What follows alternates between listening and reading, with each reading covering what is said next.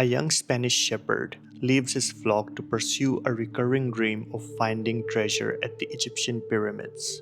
That is the shortest premise of The Alchemist, the very first piece of fiction that I ever read that wasn't a school textbook. I forgot about it for years until recently a specific section of the story mirrored my own life.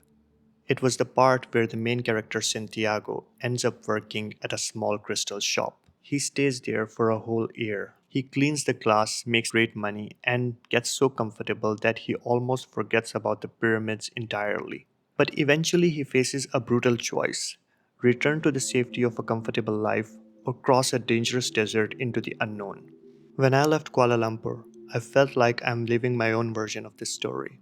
I had found my own crystal shop in the form of that bod hotel, but staying there in comfort was not my personal legend. So obviously, I left.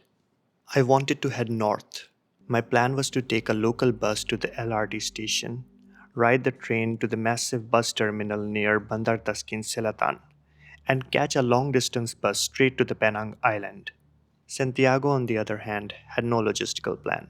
All he had were two stones that he trusted blindly to guide him. And yet, when I arrived at the local bus terminal, my sharp planning failed me. I couldn't get on the bus because I needed a special transit card, which I didn't have. So, I ended up walking under the afternoon heat with heavy bags on my shoulders toward the LRT station. But for Santiago, a few simple inquiries led him directly to a warehouse stable, where he found a caravan preparing to cross the desert. In order to join them, Santiago, along with other men, had to take an oath to the caravan leader, promising to obey his commands unconditionally.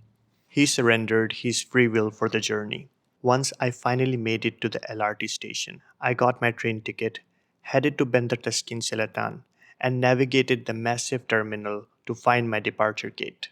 After another hour of waiting, it was time. I boarded the bus and surrendered to my own 5-hour journey to Penang. Both Santiago and I were deep into our journeys.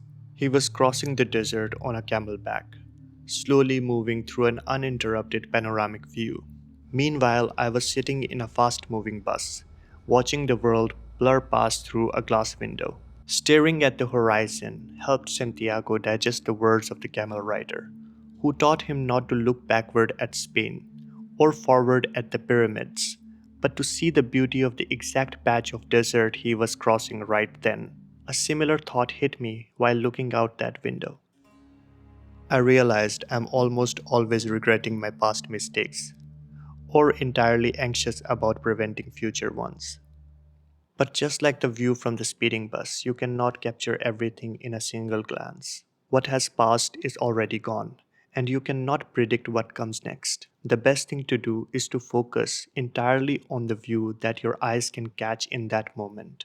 With those thoughts echoing in my mind, my eyes grew heavy and I fell asleep.